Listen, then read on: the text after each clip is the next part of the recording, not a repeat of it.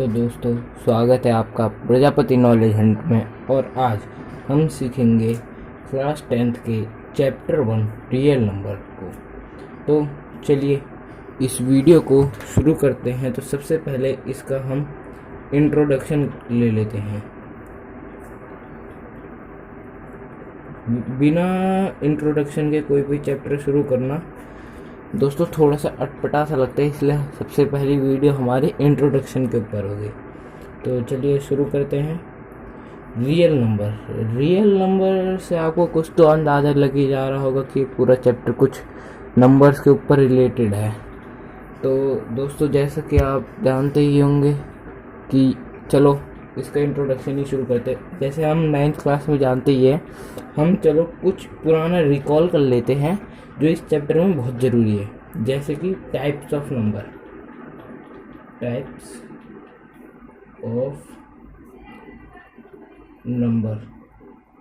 दोस्तों, हमें नंबर के टाइप्स जानना बहुत ज़रूरी है।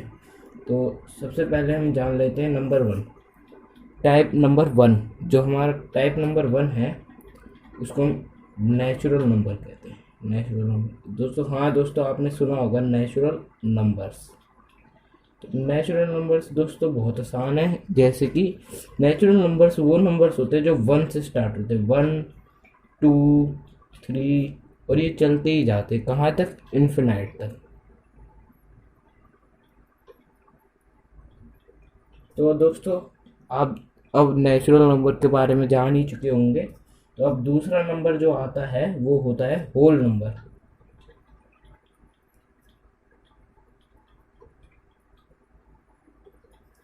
अब आती है दोस्तों बारी होल नंबर।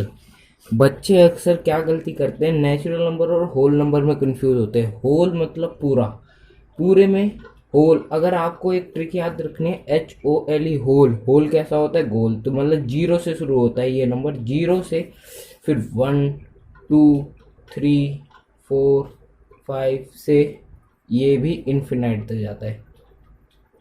दोस्तों, जैसे कि आप जानते हैं, कहीं कुछ क्वेश्चन ऐसे देंगे, जैसे कि दे दिया आपको एक क्वेश्चन कि find the sum of first 10 whole number.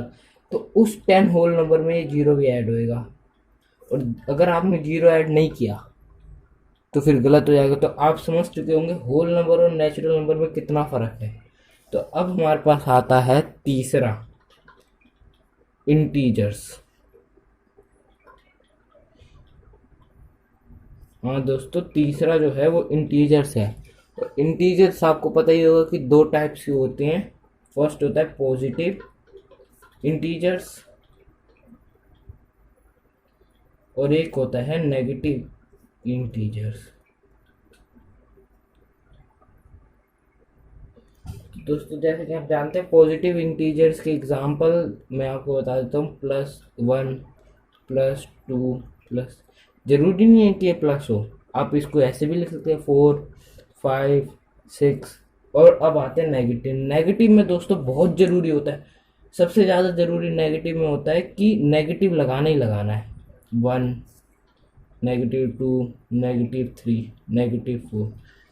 दोस्तों, अगर आप इंटीजर्स पढ़ के आए होंगे तो इसको हम नंबर लाइन में रिप्रेजेंट कर सकते हैं। जैसे ये 0 है तो ये इधर जो राइट हैंड साइड होता है उधर सारे प्लस के जाते हैं। 1, 2, 3, 4। राइट लेफ्ट हैंड साइड पे नेगेटिव जाते हैं। तो दोस्तों, यहाँ से आपको सवाल उठा होगा कि 0 इंटीजर है कि नहीं। यस दोस्तों, 0 एक इंटीजर है, मगर ये ना तो नेगेटिव में आता है ना पॉजिटिव में आता है। तो आप इसको ना नेगेटिव कह सकते हैं ना पॉजिटिव कह सकते हैं। तो दोस्तों, हमारा चौथा जो नंबर है वो है रैशनल नंबर।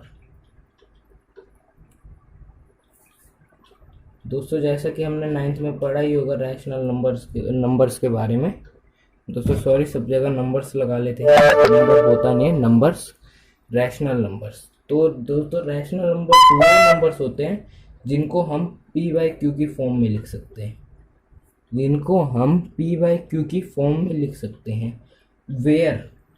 लेकिन इसमें एक ये भी होता है कि वेयर क्यू जो होता है वो जीरो के बराबर नहीं हो सकता, क्योंकि दोस्तों आर्यभट्टा को आप जानते ही होंगे जिन्होंने जीरो का वो दिया था। तो आर्यभट्टा के हिसाब से अगर आप किसी भी चीज़ को जीरो से डिवाइड करते हैं तो उसका आंसर जीरो नहीं इनफिनाइट आएगा, इन्फिनाइट या फिर इनडिफाइंड भी कह सकते हो आप। तो क्यू जीरो नहीं होना चाहिए, कोई भी नंबर हो तो रैशनल हो जाएगा। तो बज्जी आती है फिफ्थ पे, इरेशनल नंबर। दोस्तों वैसे तो आप सबने ये नाइन्थ में पढ़ा ही होगा, लेकिन तब भी एक बार पढ़ लेते हैं। इरेशनल नंबर दोस्तों बस इससे एकदम उल्टा होता है। इनको हम पी बाई क्यू की फॉर्म में नहीं लिख सकते, हम इनको पी बाई क्यू की फॉर्म में लिख ही नहीं सकते। और इनके एग्जाम्पल जैसे रैशनल नंबर का कुछ भी एग्जाम्पल 1/2, 1, 2, 7, 9, लेकिन इसका एग्जाम्पल ऐसा होता, या फिर आप इरेशनल को ऐसे भी पता लगा सकते हैं वो रूट में हो, वो रूट जो सॉल्व ना हो सके। जैसे √4 होता तो वो 4 सॉल्व होकर 2 आ जाता, लेकिन √2 की वैल्यू बहुत ज़्यादा है, इनडिफिनाइट, जैसे मतलब दोस्तों चलती ही जाएगी। तो ऐसे ये होते हैं इरेशनल। जैसे और एग्जांपल दे देता हूँ 0.1010101010 चलता ही जा रहा है, ये इरेशनल नंबर है। इरेशनल नंबर में भी दो नंबर होते हैं दोस्तों, एक होता है रिपीटिंग और देखो एक होता है टर्मिनेटिंग और एक होता है नॉन टर्मिनेटिंग। एक होता है रिपीट होता है जो नॉन टर्मिनेटिंग में रिपीटिंग भी आ जाते हैं, जैसे ये रिपीटिंग है तो हम इसको बार लगा के लिख लेते हैं, लेकिन कुछ होते हैं ऐसे रिपीट भी नहीं होते, जैसे 1 0 1 0 0 1, फिर 0 0 0 1 0 0 0 1। इसको दोस्तों ये तो और भी ज़्यादा बड़ा हो गया, तो इरेशनल नंबर ये होते हैं। तो दोस्तों अब आते हैं हम छठे पे, ये सबसे आसान है अब तक के नंबर में से, रियल नंबर, जो हमारे चैप्टर का टॉपिक है। रियल नंबर हमारे चैप्टर का नाम भी है। आप सोच रहे होंगे कि ये नाम क्यों दिया है, तो इसमें पता चल जाएगा, क्योंकि ऑल नंबर जितने भी नंबर है, जैसे आपने देख लिया, ये natural number, whole number, integer, rational number, irrational number, सब रियल नंबर में आता है। ऑल नंबर्स, कोई सा भी आप नंबर दे दो वो रियल नंबर है। तो दोस्तों आप ये समझ ही चुके होंगे। तो दोस्तों हम थ्योरम 1.1 स्टार्ट करते हैं इस चैप्टर की। जैसे कि आप जानते ही है कि हमने इंट्रोडक्शन ले लिया है इस चैप्टर का, तो अब आती है बारी थ्योरम की। तो चलिए हम ये थ्योरम शुरू करते हैं। तो यूक्लिड्स डिवीजन लेमा, इसको हम Euclid's division algorithm,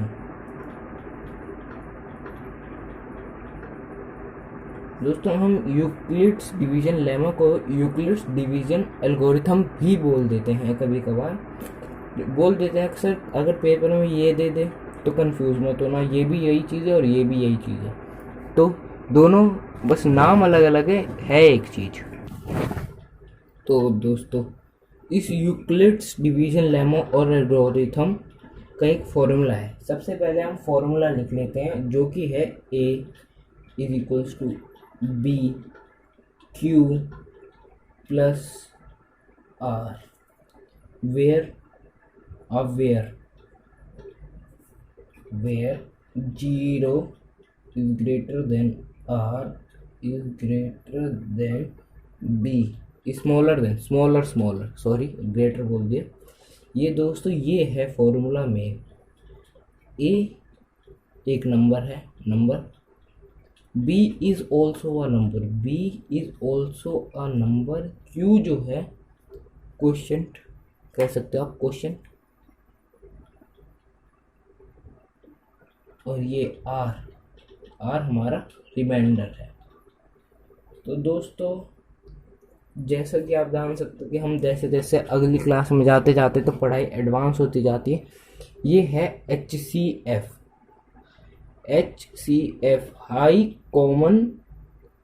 highest common factor निकालने का तरीका, ये है हाईएस्ट कॉमन फैक्टर निकालने का तरीका ही है ये।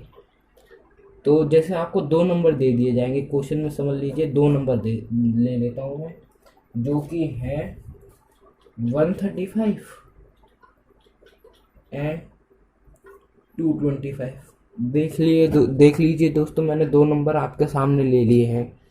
अब हमें इसका HCF निकालना है, तो हम इसका यूज़ इसमें करेंगे। इसमें ज़्यादातर ये ध्यान रखना है कि जो बड़ा नंबर है ना, जैसे ये, वो A होगा, और ये है ना B, ये हो जाएगा ये।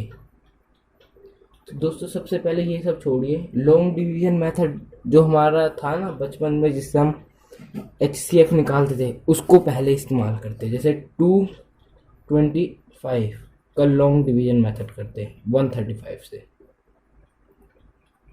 किया हमने, तो जैसे 1 आ गया 1। जैसे अगर आप भूल गए हो तो देख लीजिए, जैसे ये 135 होता है, तो इसको 1 जैसे एक बार डालते हैं तो 135 गया, तो आ जाएगा 90। तो अब दोस्तों इस लॉन्ग डिवीजन मेथड की ये खासियत होती है, जैसे जो रिमाइंडर आया ना 90, इसको ये सब, फिर इसका ये जो क्वेश्चन है 135, ये रिमाइंडर डिवाइजर बन जाता है और ये डिविडेंड बन जाता है 135। अब ये जाएगा एक बार फिर से, तो कितना आ जाएगा 90। अब आ गया क्या 45। अब ये बन गया, ये हो गया 90, ये हो गया 2, ये हो गया 90, ये आ गया 0। पहले तो ये चीज़ आपको पेपर में दिखानी नहीं है, ये चीज़ आपको रफ कॉलम में करनी है, ये खास कर ध्यान रखें। यूक्लिड्स डिवीजन लेमा और एल्गोरिथम में ये चीज़ नहीं दिखानी है दोस्तों, बिल्कुल भी। ये तो आपको ये चीज़ आसान करने के लिए ये रफ कॉलम में बनता है। तो देखिए जैसे A है, हमने 225 को A ले लिया, मैं ऊपर फॉर्मूला लिख देता हूँ, BQ + R। इस अब 135 × 1 क्वेश्चन 1 आया, और B हमारा 135 था, ओहो सॉरी 135 × 1, रिमाइंडर हमारा 90 आया। देख लीजिए जैसे पहली बार में 90। अब दोस्तों हम इसको करने के बाद अगला स्टेप जो हमारा होता है दैट इज, अब हमारे लिए ये बन जाएगा B, this will become A and this will become B। समझे दोस्तों? तो अब बन गया, जो इसका रिमाइंडर है वो B बन जाएगा और ये A बन जाएगा। तो इसको A की जगह पुट करते 135, B 90 इंटू क्वेश्चन 1 आया, प्लस रिमाइंडर कितना आया 45। समझ रहे हैं दोस्तों? अब यही स्टेप दोबारा होएगा तो 90 नीचे आ जाएगा, तो हो जाएगा 45 × 2 + 0। दोस्तों जैसे ही आपका R0 आ जाता है, जैसे ही, तो जो ये नंबर होता है ना =2 के बाद डायरेक्ट ये, दिस इज योर HCF 45। तो दोस्तों इस तरह हम यूक्लिड्स डिवीजन लेमा, और आप इसको एल्गोरिथम भी कह सकते हैं, यूक्लिड डिवीजन एल्गोरिथम होता है। ये पूरी थ्योरम है, और इसके बाद वाली वीडियो हम डालेंगे एक्सरसाइज 1.1 के ऊपर, उसको देखना ना भूलें। और हमारे चैनल को सब्सक्राइब करें, लाइक करें और कमेंट करें कि आपको वीडियो कैसी लगी। तो दोस्तों हम इस वीडियो को यहाँ ख़त्म करते हैं। धन्यवाद आपका देखने के लिए।